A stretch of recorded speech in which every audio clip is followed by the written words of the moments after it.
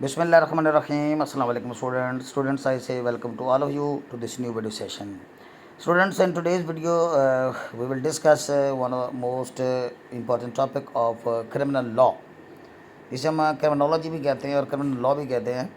उसका आपका जो सेक्शन 1 है यानी पोर्शन 1 है जो कि 20 मार्क्स का है, उसके अंदर एग्ज़ाम में अक्सर ये सवाल मुख्तलिफ वर्डिंग के साथ आता है कि what are the essentials of crime, कि जो जुर्म होता है उसके लिए लवासमात क्या हैं, उसके एसेंशियल चीज़ें क्या हैं, कौन कौन सी ज़रूरी चीज़ें हैं जिनकी बुनियाद पे एक जुर्म जो है किसी एक्शन को कंसिडर किया जाता है। एक बात, ये सवाल मुख्तलिफ वर्डिंग के साथ इस तरह भी आया हुआ है कि अ क्राइम इज़ कॉन्स्टिट्यूटेड, कि एक जुर्म बनता है टू एलिमेंट्स, दो अनासर से मिलके, टू इंग्रेडिएंट्स यानी दो बड़े अज्जा से मिलकर। वैसे ये 4 अज्जा मैं आपके साथ शेयर करूँगा, लेकिन ज़्यादातर पेपर में वो 2 अज्जा ही आते हैं, लेकिन अगर आप चारों भी लिख दें और तो उस पर कोई बुरी बात नहीं है।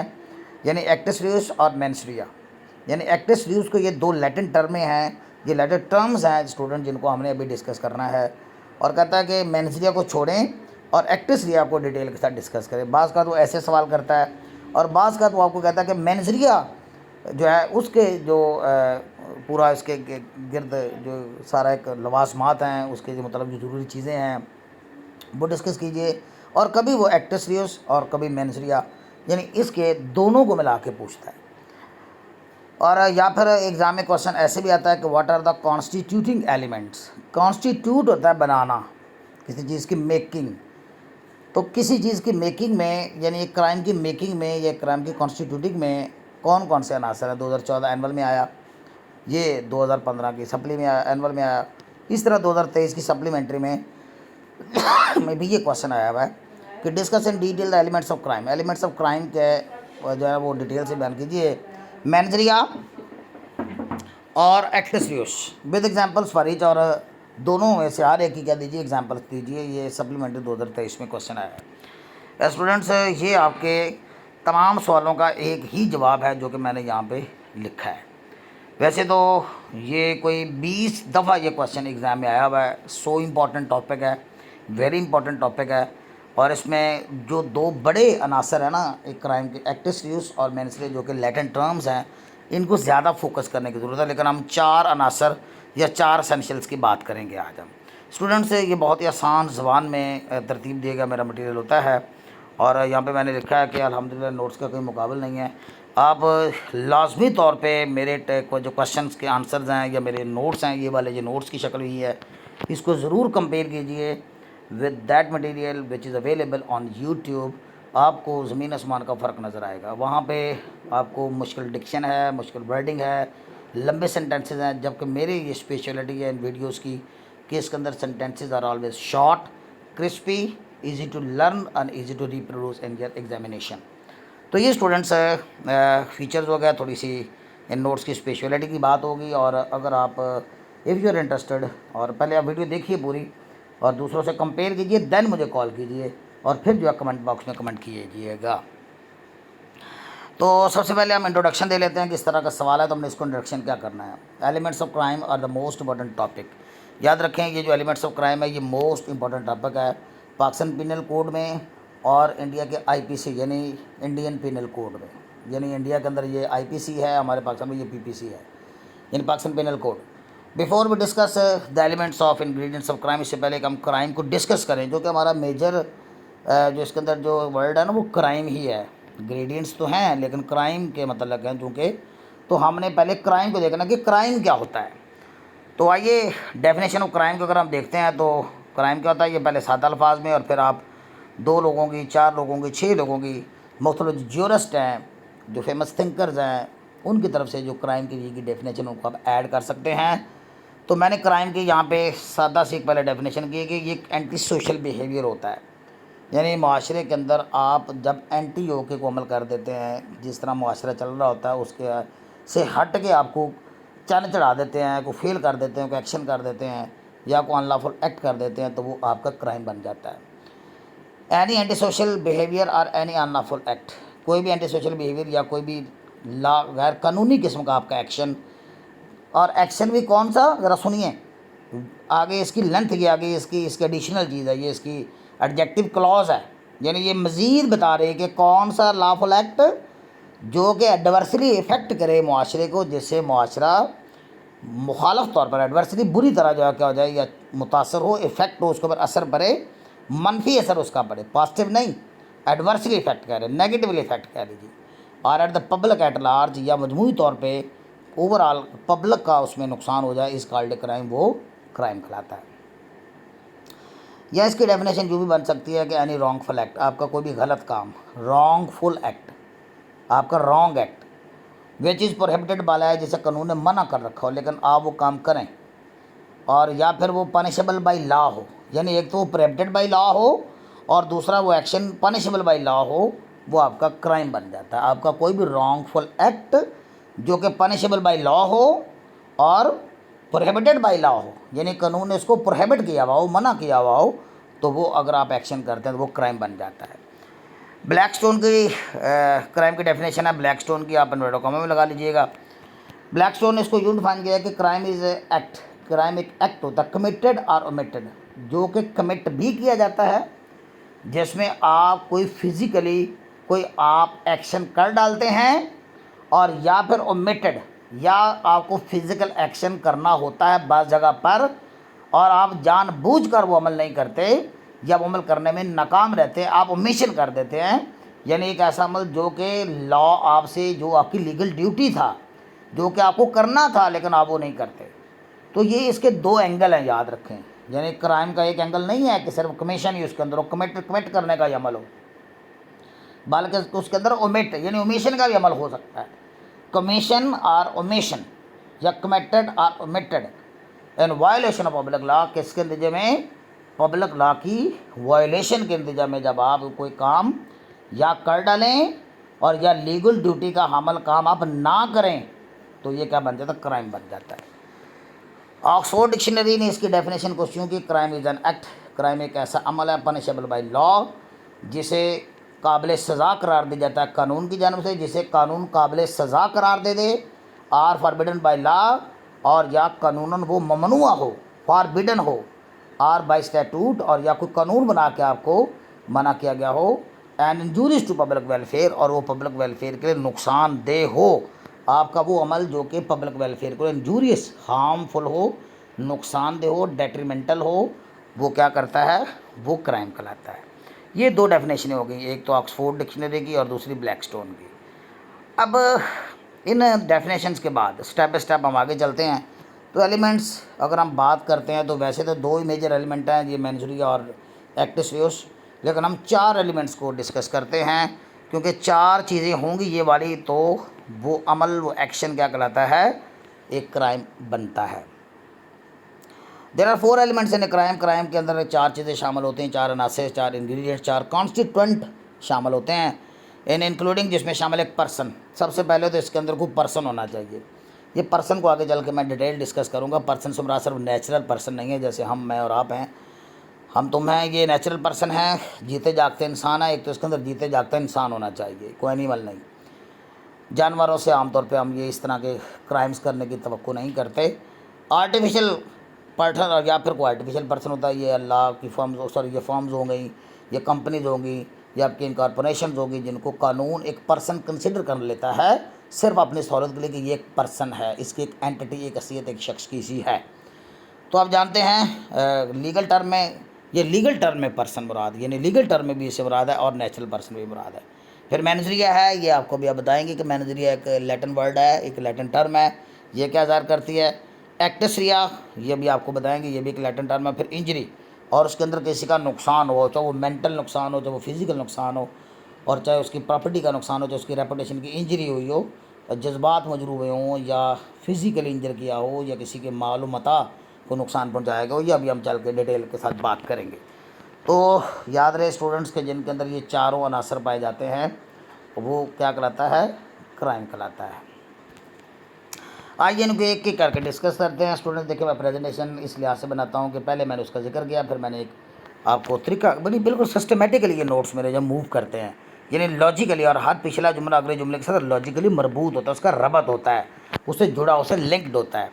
और फिर मेरे नोट्स की ये भी स्पेशलिटी स्टूडेंट्स ये है कि मैंने यहाँ पे अगर कोई हेडिंग ज़्यादा लिख डाली है, हेडिंग के अंदर मटीरियल ज़्यादा डाल दिया है, तो उसका हाफ भी काफ़ी है, उसके जितने चाहें आप 3 सेंटेंसेस ले लें, पहले 4 सेंटेंसेस ले लें, पाँचों लिख डालें। जिनकी राइटिंग स्किल्स अच्छी है, लर्निंग कैपेसिटी अच्छी है, वो स्टूडेंट ज़्यादा लिख ले, जिनकी कम है वो ज़रा कम लिख ले। तो ये एक स्पेशलिटी ये भी। और आप सेंटेंसेस कंपेयर करें उस मटेरियल के साथ which is already available on YouTube in the form of notes and in the form of books which are in your hand, तो आपको you will feel the difference. अल्हम्दुलिल्लाह आप इसमें फ़र्क महसूस करेंगे। तो आइए देखते हैं। Only a person human being can commit crime. याद रखें कि सिर्फ एक इंसान ही या एक ह्यूमन बींग ही क्राइम कमिट कर सकता है। Human can be liable to crime, और दूसरे लफ्ज़ों हम ये कह सकते हैं कि ह्यूमन ही लाइबल टू क्राइम, यानी उसके ऊपर लाइबिलिटी बन सकती है कि इसकी क्राइम की। लाइबल टू क्राइम यानी उसे क्राइम के लिए लाइबल करार दिया जा सकता है, जुर्मवार करार दिया जा सकता है कि ह्यूमन को ही। No animal can commit crime, क्योंकि जिस तरह इंसान क्राइम्स करता है इस तरह कोई एनिमल क्राइम दानिस्ता तौर पर, डेलिबरेटली, ऑन पर्पस, इंटेंशनली नहीं कर सकता। तो ये पहले ऐसा होता था कि आपको पता है कि ज़माना कदीम में उसमें एनिमल से अब क्राइम करते थे तो उनको सजाएँ दी जाती थी। ये है तारीख़ के अंदर इस तरह की चीज़ों का जिक्र मिलता है कि even the animals were punished by law, उन्हें भी बाय लॉ जब पनिश किया जाता था अगर वो किसी को डैमेज करते थे, किसी की किलिंग में मुलव्वस होते थे या उसके ऊपर अटैकिंग हो जाते थे। No animal can be liable to crime. तो ये मैंने 2 जुमले डाले, आप एक डाल लीजिएगा। और इफ़ ए पेट एनिमल, हाँ ये है आज के दौर में भी हम देखते हैं कि अगर आपका कोई पेट एनिमल है और आपने उसको मुनासिब तौर पे काबू करके नहीं रखा हुआ है या कंट्रोल नहीं करते हैं और वो किसी के ऊपर अटैक कर देता है, तो इसमें on the behalf of that animal जो है उसके जो ऑनर है, उसका जो मालक है, उसको लायबल करार दिया जा सकता है, उसको उसका कसूरवार गिल्टी करार दिया जा सकता है, उसको कानून के दायरे में लाया जा सकता है, कानून उसके खिलाफ हरकत में आ सकता है। और फिर पेट एनिमल डैमेजेस, ताम अगर कोई पेट एनिमल किसी का डैमेज कर देता है या किसी को मारता है, जान से मार देता है, its owner can be liable to crime on the behalf of that animal, तो उस जानवर के बिहाफ पे उसके मालक को लायबल करार दिया जा सकता है। इन वाइडर सेंस में अब पर्सन इंक्लूड्स नेचुरल पर्सन, तो ये पर्सन जिसकी हम बातें कर रहे हैं ना, इससे मुराद एक नेचुरल पर्सन होता है, जीता जागता इंसान। एंड आर्टिफिशियल पर्सन, इससे मुराद एक आर्टिफिशियल पर्सन भी हो सकता है। आर्टिफिशियल पर्सन से मुराद मैंने कोई कंपनी हो सकती है, कोई फर्म हो सकती है, accepted as a person by law, जिसे कानून एक पर्सन कंसीडर कर लेता है। तो मेंजरिया वेरी इंपॉर्टेंट टॉपिक आ गया हमारा, ये दूसरा इंग्रेडिएंट है, दूसरा इंपॉर्टेंट टॉपिक है, दूसरा इंपॉर्टेंट इंग्रेडिएंट है, दूसरा इंपॉर्टेंट कॉन्स्टिट्यूएंट है, दूसरा इंपॉर्टेंट एलिमेंट है क्राइम का, वो क्या है? मेंजरिया। मेंजरिया जैसा कि लफ्ज़ मैन से मुराद मेंटल आप कह सकते हैं, तो मेंजरिया यानी जिसका तल्लुक माइंड से हो, माइंड सेट से हो, इंटेंशन से हो, इरादे से हो। मेंजरिया, मेंस ये टर्म है और ये टर्म ही लैटिन वर्ड है, मेंजरिया। मेंजरिया is the second important element of crime. ये पहले आप डिटेल में जाने से पहले बताया कि ये दूसरा अहम एलिमेंट है। पहला हमने पर्सन बताया, फिर तीसरा भी इस तरह बताया, फिर चौथा बताया, फिर डिटेल में जाया कर, ये प्रेजेंटेशन होती है। इन सिंपल वर्ड्स, सादा लफ्ज़ों में मेंजरिया मीन्स द बैड इंटेंशन से मुराद बुरा इरादा होता है या गिल्टी माइंड होता है, जिसे कहते हैं ना बुरी नीयत के साथ, बुरी सोच के साथ, मुजरमाना सोच लेकर, इसको कहते हैं गिल्टी माइंड। यानी आपको काम करते हैं, कोई एक्शन, कोई फिज़िकल एक्शन करते हैं, ऐसा फिज़िकल एक्शन जिसमें आपका गिल्टी माइंड इन्वॉल्व हो, आपकी बुरी नीयत शामिल हो, उसको इंटेंशन कहते हैं, बैड इंटेंशन कहते हैं। तो सादा लफ्ज़ों में तो मेंजरिया से मुराद बैड इंटेंशन या गिल्टी माइंड हो गया। Mens rea refers to the mental state, और डिटेल में देखें तो ये उस मेंटल स्टेट की तरफ इशारा करता है, पर्सन विच इज़ इन्वॉल्व, जो कि इन्वॉल्व होती है, जो कि मुलव्वस होती है, शामिल होती है, इन्वॉल्व होती है किसमें? In the commission of crime, जुर्म को कमिट करने में, जुर्म के इर्तिकाब करने में, जुर्म को सरअंजाम देने में। In the commission of, commission mean commit करना, द कमिटिंग ऑफ क्राइम भी कह सकते हैं। और या वो मिशन ऑफ एन एक्ट, या फिर मैंने आपको बताया, ऊपर भी बताया था कि जहाँ आपके ऊपर कोई लीगल ड्यूटी आयद होती है और आप वो काम नहीं करते तो तब भी आप कसूरवार होते हैं, आप बराबर के मुजरम होते हैं। It shows whether the person intended to, इसका मतलब ये हुआ कि क्या कोई शख्स का इरादा था कोई जुर्म करने का या नहीं था, ये मेंजरिया डिसाइड करता है। मेंजरिया के बेस पे डिसाइड किया जाता है कि कोई शख्स, उसने जो काम किया है, जुर्म किया, उसके कमिट करने में वो उसका इरादा था या इरादा नहीं था, इंटेंडेड, नोट करें इरादा। F person mind was innocent, लेकिन अगर एक शख्स का माइंड इनोसेंट था, मासूम था, जब कि उसने कोई जुर्म किया या उसने कोई एक्शन किया, the criminal court assumes that the person has not committed the crime, तो क्रिमिनल कोर्ट आम तौर पर ये तसव्वुर कर लेती है, अज्यूम कर लेती है, फ़र्ज़ कर लेती है कि शख्स ने जुर्म नहीं किया। So without this mental element, लिहाजा ये मेंटल एलिमेंट होगा, मैनेजरिया होगा, तो आपका एक्शन, आपका फिजिकल एक्शन जो है जुर्म कंसिडर किया जाएगा। Most acts can not be called crime, ज़्यादातर एक्ट जो है वो क्राइम नहीं कहलाते। अब ये एक लैटिन मैक्सिम है मैनेजरिया के बारे में, एक मैक्सिम बड़ा मशहूर है, कॉल है, मैक्सिम है, उसका हवाला दे लें। Acts non facet रियम निसीमेंस सिट्रिया। ये आपको अब ये लैटिन वर्ड है, इधर बात आपको एज इट इज़ याद करने पड़ेंगे। नो चेंजिंग और नो इजीनेस इज़ पॉसिबल। हाँ, इसका मैंने ट्रांसलेशन कर दिया कि an act does not make anyone guilty, कि कोई एक्शन किसी को गिल्टी, कसूरवार नहीं बना सकता unless there is criminal intent, जब तक कि मुजरमाना इंटेंट उसके अंदर इरादा शामिल ना और गिल्टी माइंड उसके अंदर शामिल ना हो। फॉर एग्जांपल हम मिसाल देते हैं, if some hits another person, अगर कोई शख्स किसी दूसरे को हिट कर देता है एक इरादे के साथ, जानबूझ कर, ये तो पक्की बात है कि उसने जानबूझ को हिट किया, नज़र आ रहा है कि उसको हिट किया, उसका इरादा था उसको हिट करने का, तो ये तो पक्का पक्का एक बन गया ना, सीधी सीधा क्राइम हो गया। If someone hits another person with an intention, यानी जानबूझ कर, दैट शोज क्लियर मैनेजरिया, तो पता चल गया कि ये इसके अंदर उसका मेंटल एलिमेंट इन्वॉल्व था, उसकी मेंटल, उसका गिल्टी सोच उसके अंदर शामिल थी।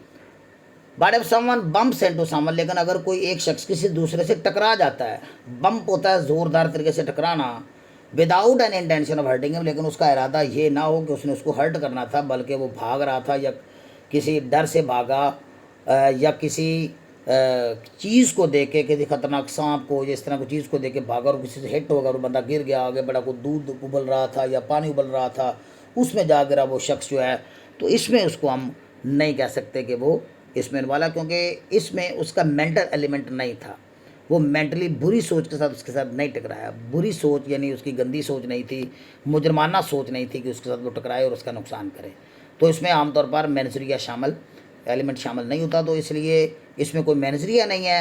And therefore such action will not fall under the heading of crime, लिहाजा एक्स एक्शन जो है वो किसकी हेडिंग में फॉल नहीं करेगा, क्राइम की हेडिंग में फॉल नहीं करेगा। ये बहुत इंपॉर्टेंट मैंने फ्रेज आपके इस्तेमाल किया, under the fall under the heading of crime, जुर्म के तहत आना, जुर्म के मतहत गिना जाना, जुर्म की हेडिंग के तहत आना।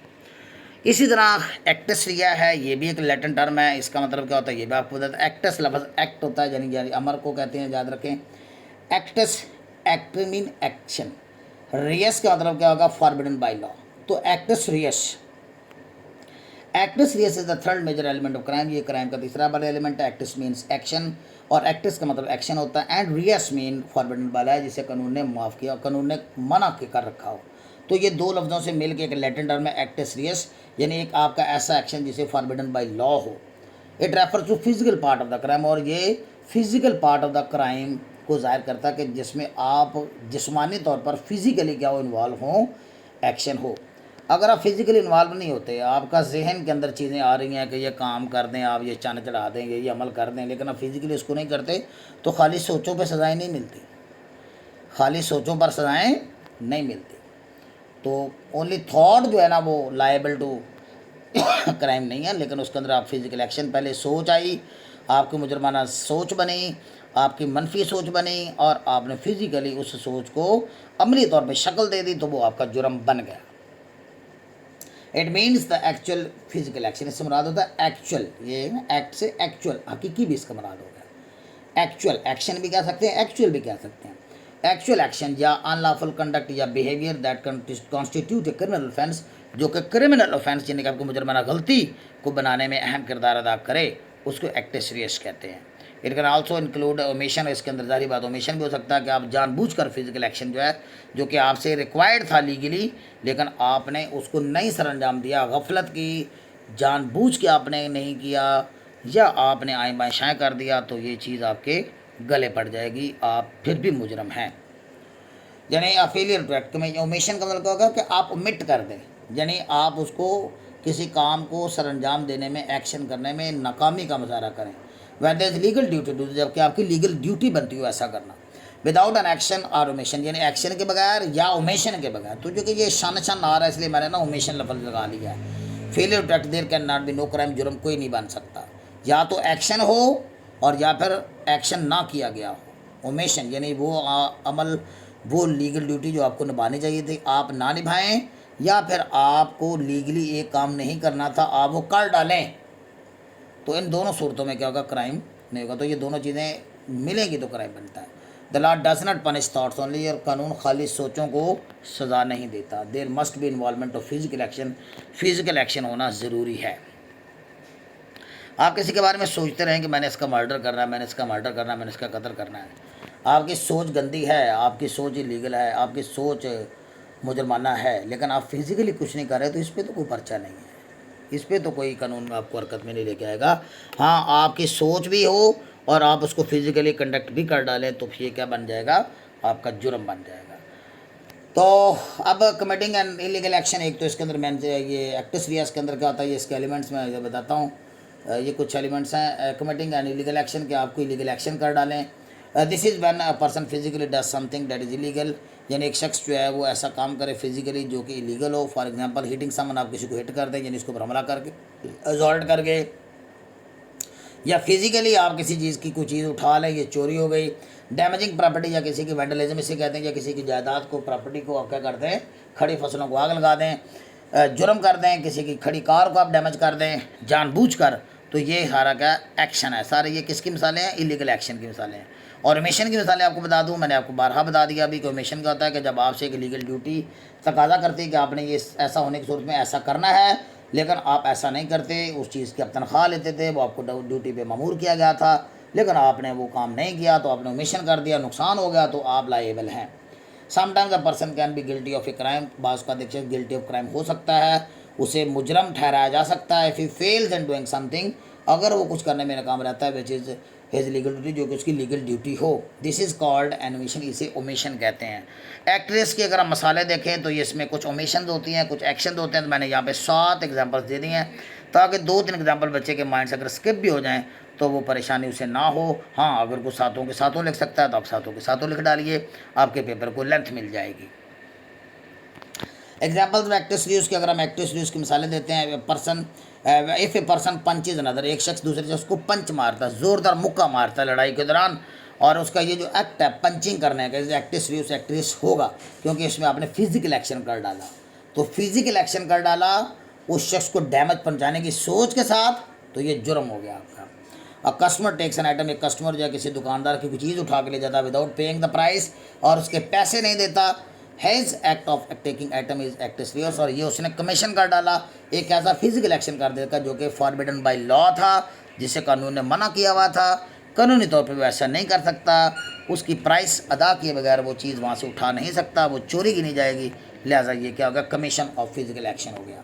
इफ़ ए केयर गिवर, और अगर एक केयर गिवर जो है, यानी वो डॉक्टर कह लीजिए या जो ड्यूटी पे मामूर है, जो कि आपकी दवाई के हवाले से मामूर किया गया, केयर गिवर जो है fails to give medicine to an old women, एक ओल्ड पर्सन को जिसको दवाई देना वक्त पे ज़रूरी था, और उस केयर गिवर ने उसकी दवाई नहीं दी, जबकि उसकी ड्यूटी लगाई दी गई थी, इसने इसको चेकअप करने के बाद दवाई देनी है, कि उसका टाइम फिक्स था, दवाई ना देने की सूरत में उसका नुकसान हो जाता है, जिसकी कंडीशन ख़राब हो जाती है, ज़्यादा क्रिटिकल हो जाती है।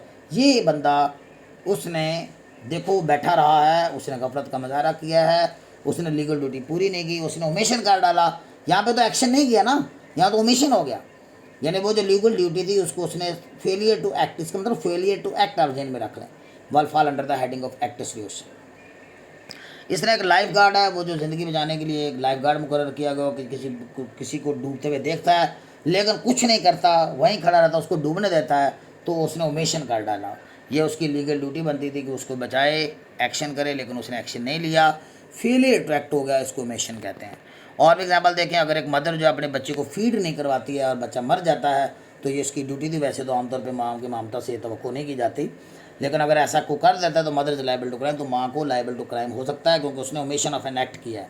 ड्राइविंग ए बाइक विदाउट ए हेलमेट, हेलमेट के बगैर आप गाड़ी चला रहे हैं, आप हिट हो जाते हैं, तो ये आपने क्या किया, हेलमेट ना पहन के एक ओमिशन किया है, एक एक्शन को आपने नहीं किया, failure to act an action, आपने ओमिशन कर डाला।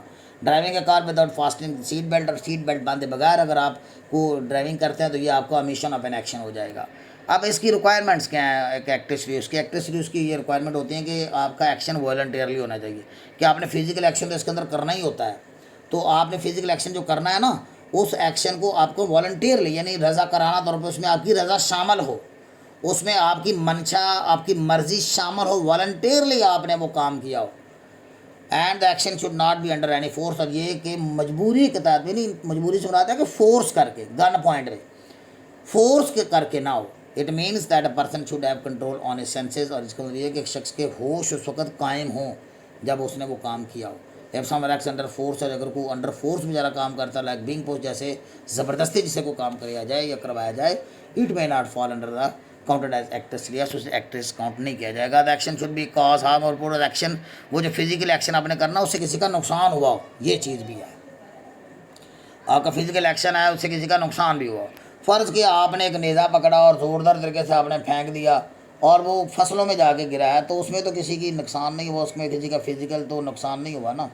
हाँ, अगर आपने कोई नेज़ा मारा है, सामने कोई शख्स खड़ा था, आपने देखे, आपको पता भी है कि शख्स सामने खड़ा हुआ और आपने नेज़ा उसको पार कर दिया, तो फिर ये आपका क्या होगा, क्राइम हो गया। तो ये जो चीज़ होती है कि जिसमें कोई लॉस हुआ हो, इंजरी हुई, और इंजरी भी एक खुद भी एक एलिमेंट है, आंसर है किसका, क्राइम का। Injury is the fourth element या कॉन्स्टिट्यूट कह लें। ये लफ्ज़ सारे जो कि एग्जाम में रिपीट हो गए हैं, कभी इंग्रेडिएंट कह देता है, कभी कॉन्स्टिट्यूएंट कह देता है, कभी एलिमेंट कह देता है, बच्चा कंफ्यूज ना हो इसलिए मैंने तीनों लफ्ज़ डाले। ए वो discuss injury and wider sense, अगर हम वाइटर सेंस में बात करें, it means the harm to another person body, कि आप किसी की बॉडी को नुकसान पहुँचाएं, या उसको मेंटली टॉर्चर करें, या मेंटली आप उसको इतना परेशान करें, या उसकी रेपुटेशन ख़राब कर डालें, या उसकी प्रॉपर्टी का क्या कर दें, नुकसान कर डालें। उसकी इंजरी आपने, क्योंकि इंजरी एक वसी टर्म है, याद रखें। तो इंजरी से मुराद सिर्फ खाली जिस्म पे ज़ख्म नहीं है, ज़हनी तौर पर जो टॉर्चर करना, अजियत में मुब्तला करना, ये भी इसमें शामिल है। रेपुटेशन भी किसी की ख़राब करना, प्रॉपर्टी वगैरह। कंक्लूजन करते हैं on the basis of discussion, we can conclude by saying that, ये मेरे जुमलों में एंड पे ये जुमला फिक्स कर लीजिए, मैं बारहा बता चुका हूँ, दैट देयर आर 4 एलिमेंट्स या कॉन्स्टिट्यूंट, 4 कॉन्स्टिट्यूएंट्स हैं या इंग्रेडिएंट्स ऑफ क्राइम, जुर्म के 4 एज ह्यूमन बीइंग्स हैं। इसमें नेचुरल ह्यूमन बीइंग मैंने आपको बताया, और पर्सन बताया, आर्टिफिशियल पर्सन। मेंजरिया है, ये लातीनी टर्म है जिसमें आपका सोच, गंदी सोच का, बुरी सोच का, मुजरमाना जहनीत का, मुजरमाना सोच का शामिल होना ज़रूरी है। एक्ट्रेस रिया, जिसमें आपका फिजिकल एक्शन होना ज़रूरी है, और इंजरी, और जिसमें किसी का आपने नुकसान किया। तो दीज आर को रिलेटेड विद वन अनदर, ये चारों एक दूसरे से को रिलेटेड है। If any one of this, अगर इन चारों में से कोई भी मिसिंग हो जाए, an action can not be called a crime, तो किसी भी एक्शन को जुर्म करार नहीं दिया जा सकता। दिस एलिमेंट्स कंबाइंड, और ये एलिमेंट्स मिल के हेल्प इन डिटर्मिनिंग, ये डिटर्मिनिंग आएगा स्टूडेंट, ये डिटर्मिन नहीं आएगा, सॉरी, ये माजर के साथ ये एडिशनल लग गया। हेल्प इन डिटर्मिनिंग, ये डिटर्मिन करने में, तय करने में हेल्प करते हैं weather a person committed a crime और नॉट, कि एक शख्स के एक्शन से कोई जुर्म हुआ है या नहीं। होपफुली स्टूडेंट्स की अगर आपको वीडियो पसंद आई हो तो मैं उम्मीद करता हूँ कि आप इसको ज़रूर शेयर करेंगे दूसरों के साथ, और कमेंट भी आप ज़रूर करेंगे। और अगर आपको ये वीडियोस पसंद आई है तो आप चैनल को सब्सक्राइब भी कीजिए for the encouragement of us. और अगर आप स्टूडेंट्स ये सारे के सारे नोट्स की शक्ल में लेना चाहते हैं, मैं 14 क्वेश्चंस का चैलेंज देता हूँ अल्हम्दुलिल्लाह, 14 क्वेश्चन हर पेपर के, उसमें आपको इंशाल्लाह आपके एग्ज़ाम क्लियर होगा गारंटी के साथ। मिलते हैं नेक्स्ट वीडियो में। अल्लाह हाफिज़।